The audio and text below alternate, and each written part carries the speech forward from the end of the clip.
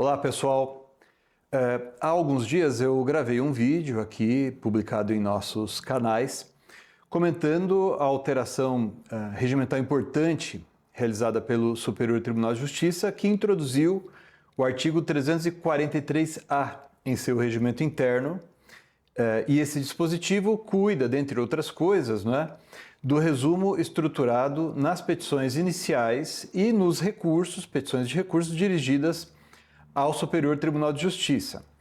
Quando da alteração do regimento interno e inclusão do artigo 343-A, eu me comprometi com vocês a comentar a posterior regulamentação dessa exigência, e é o que eu vou fazer agora neste vídeo.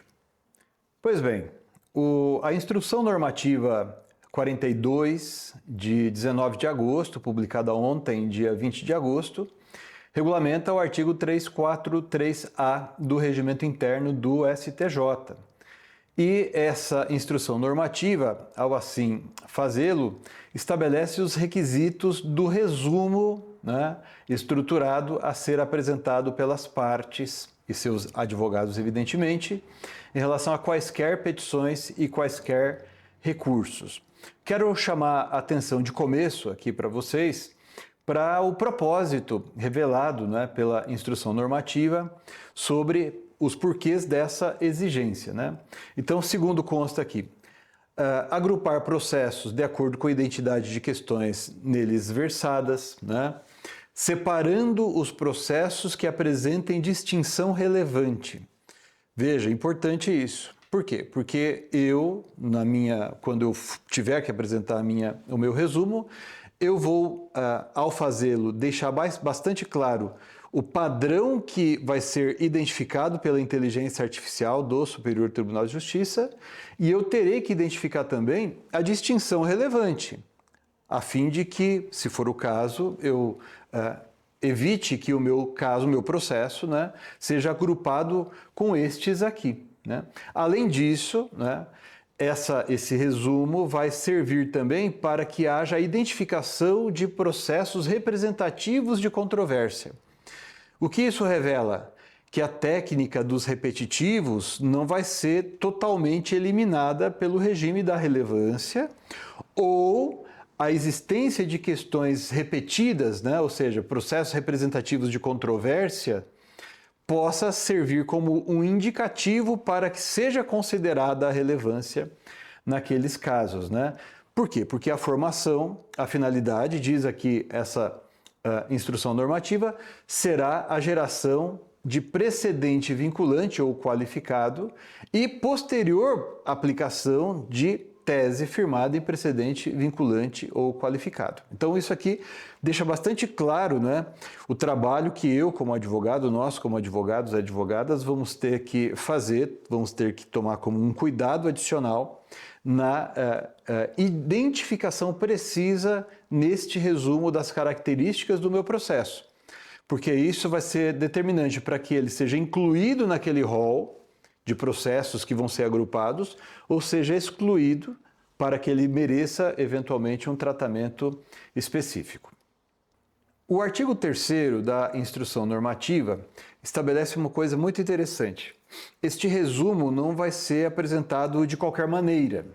Ele vai ser apresentado dentro do ambiente disponibilizado pelo tribunal. Então, no caso do Superior Tribunal de Justiça, no seu sistema de peticionamento eletrônico. E no caso dos demais tribunais, tribunais de justiça dos estados, tribunais regionais federais, também no sistema de peticionamento eletrônico de cada um dos tribunais. E o formato que vai ser disponibilizado pelo tribunal vai ser o legível por máquina, significa dizer legível por IA. Então, na verdade, se eu não importa muito se eu quero ou não quero me adaptar a esse momento, vamos chamar assim, do avanço tecnológico ou das críticas que a gente pode fazer também a esse modelo, o fato é que ele está se impondo e eu vou ter que saber me habituar a escrever de maneira a que a IA que vai ler esse meu resumo possa compreender aquilo que eu quero e eu tenha que também saber identificar aquilo que eu não quero que seja considerado, para que haja uma distinção. Então vejam, esse resumo ele é apresentado, como mencionei há pouco, né, no ambiente que vai ser disponibilizado pelo tribunal para o peticionamento eletrônico, e esse resumo não substitui a petição de recurso ou petição que você tem que apresentar lá no Superior Tribunal de Justiça. Isso está no parágrafo 4º do artigo 3º da instrução normativa. Isso é muito importante. Então é algo adicional. Inclusive a instrução normativa deixa bastante claro que isso aqui é um vício, se não observado. Então é algo que está fora da petição, não substitui a petição e eu não preciso colocar isso dentro da petição. Mas o resumo deve retratar o que está na petição. E aí a gente chega finalmente a talvez a questão mais importante de todas, né, que tem a ver com essa instrução normativa. O que é que acontece caso eu não observe, né, não apresente de maneira adequada ou simplesmente não apresente este resumo? O artigo 4º, parágrafo único da instrução normativa, estabelece que a inexatidão deliberada ou omissão substancial do resumo, né, podem ser consideradas, conforme o caso, ato atentatório à dignidade da justiça e violação dos deveres de lealdade e boa-fé processual. Então vejam como isso aqui é grave. Muito embora se esteja afirmando que isso daqui não é um requisito processual que vai gerar a inadmissibilidade de um recurso, por exemplo, eu não confiaria muito nisso, tá? Depois a gente pode até adicionar uma observação a respeito disso. Aqui há uma sanção pelo descumprimento dessa exigência da apresentação do resumo. Seja no caso de inexatidão deliberada, diz a regra, ou seja, um descompasso entre o resumo e aquilo que está na petição, ou o próprio resumo não ser compreensível, não ser exato, né? E adiciona aqui uma qualidade, né? Ou um defeito, né? Isso de ser deliberado, ser proposital, ou a omissão substancial no resumo, né? Seja porque no resumo não consta algo que está ali na petição de recurso, seja porque o resumo é em si mesmo lacunoso. E isso não sendo considerado pela parte, seu advogado, vai ser considerado, né, vai ser tratado pela lei, é tratado pela instrução normativa como um ato atentatório à dignidade da justiça e violação dos deveres de lealdade processual. Isso, a mim, me parece o mais grave. Por quê? Porque isso deixa de ser apenas aspecto relacionado à forma do recurso, a não observância do requisito formal, e é tratado como um ato realizado pela parte, um ato que é sancionado, uma omissão que é sancionada, como se você estivesse agindo em violação, como menciona aqui a instrução normativa, ao artigo 77 do Código de Processo Civil. E o artigo 77 do Código de Processo Civil, né, contém aqui, né, é uma regra que estabelece vários deveres de conduta para as partes, seus procuradores, todos aqueles que participam do processo, que pode levar, inclusive, à aplicação de multa. E aqui, a mim, me parece algo que também é lacunoso na instrução normativa, porque diz, né, a instrução normativa aqui no artigo 4º, parágrafo único, que a sua não observância vai levar à incidência do artigo 77, mas não diz qual inciso do artigo 77. Por que eu digo isso? Porque, de acordo com os parágrafos 1º e 2º do artigo 77, né, isso pode levar à aplicação de uma multa, mas a multa incide apenas nos casos do inciso 4º e 6º do artigo 77. O inciso 4º fala de cumprimento de decisões judiciais, né, e o inciso 6º trata de manter informados, manter atualizadas informações sobre dados cadastrais. Será que a instrução normativa considera que a sua não observância gera o descumprimento de um desses dois incisos?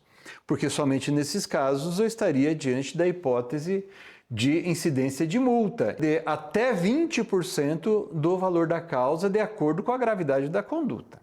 Isso me parece algo bastante grave, mas diz ainda o parágrafo único do artigo 4º, sem prejuízo de comunicação aos órgãos de classe. Ora, significa que se eu não observar essa exigência, se eu não apresentar aqui este resumo, o meu descumprimento desta exigência poderá ser informado à OAB. É o que está aqui no artigo 4º, parágrafo único. Ponto importante, né? De acordo com o artigo 5º, são vários incisos e alíneas, né? Mas eu vou destacar aqui o que me parece importante para vocês.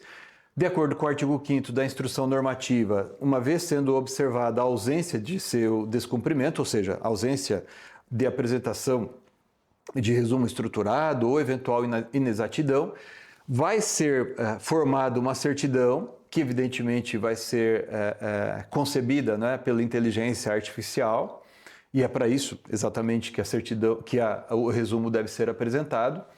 Dessa certidão já vai sair uma intimação da parte ou seu advogado para regularização do vício em até 10 dias, né? E a parte, nesses 10 dias, deve apresentar uma petição regularizando o vício ou apresentar uma petição dizendo que não há vício, não há necessidade de correção, porque não há vício, está tudo certo. Aí sim isso vai ser analisado, né, de acordo aqui com a resolução, pelo relator ou presidente do tribunal, que eventualmente vai aplicar uma das sanções a que me referi há pouco, né? Seja a sanção do artigo 77 do Código de Processo Civil, e a mim não está claro se isso pode gerar multa ou não, seja, né, a informação, o envio de informação aos órgãos de classe, no caso nossa classe, nós que somos advogados e advogadas, envio para a OAB. O requisito ainda não está sendo exigido, por quê? Porque também nos termos da instrução normativa, o artigo 12 da instrução normativa, né, isso depende ainda de uma publicação de portaria da presidência do STJ, né? E assim também no que diz respeito aos outros tribunais, isso também vai ser noticiado. E a partir do momento que isso se tornar exigível, ainda de acordo com o artigo 12, não é? Nos 90 dias corridos, né, dos prazos mencionados no caput incisos, haverá apenas uma advertência, né? Então, isso significa que se em 90 dias haverá apenas uma observação de que não foi observado, um período, digamos assim, de explicação de como a gente tem que se portar diante do requisito, significa que ultrapassados, então, esses 90 dias aqui mencionados, né, haverá a possibilidade da incidência da sanção referida no parágrafo único do artigo 4º desta instrução normativa. Bom, pessoal, eu estou gravando esse vídeo hoje, dia 21 de agosto. Eu confesso a vocês que eu achei bastante preocupante, né? É algo que a gente vai ter que realmente prestar bastante atenção, seja porque a gente vai ter que saber lidar com como dialogar com a inteligência artificial que vai examinar esse meu resumo. Esse é um ponto, né, que a gente pode até conversar depois sobre problemas relacionados ao modo como a gente usa a inteligência artificial ou se submete à inteligência artificial na advocacia. E o outro ponto, a mim me parece talvez até mais interessante sob o ponto de vista de saber a repercussão disso, porque isso é grave, é a previsão no artigo 4º da instrução normativa quanto às consequências da não observância desse requisito. A instrução normativa trata como um vício processual, mas não diz se vai gerar a inadmissibilidade do recurso. A rigor, isso não seria possível, pelo menos em tese, né? Nos termos do Código de Processo Civil, isso tem que ser previsto numa lei processual, no Código de Processo Civil, mas eu não confiaria nisso, tá certo? Então, eu recomendo, né, que a gente se adeque e observe esse requisito. Mas a mim me parece preocupante isso ser tratado como um descumprimento de dever processual, algo de descumprimento das regras de boa-fé. Inclusive, né, seja o risco de incidência da multa, para mim isso não está claro, mas o risco existe, mas está clara a possibilidade de o meu descumprimento dessa regra ser informado aos órgãos de classe, nesse caso a OAB, né? Eu não vi até agora, isso saiu há 2 dias, né? Eu não vi até agora uma manifestação da OAB a respeito, mas seria interessante, né, que o Conselho Federal da OAB, fica aí o meu apelo, o Conselho Federal da OAB se manifeste sobre isso daqui, ou seja, ele concorda, não concorda, ele vai se manifestar perante a presidência do STJ para que isso seja esclarecido. É algo que fica aí, se houver uma novidade, eu volto a falar com vocês a respeito, tá bom? Fiquem ligados, a gente volta a conversar sobre esses e outros pontos, questões interessantes relacionados à atuação nos tribunais superiores nos próximos vídeos. Até a próxima.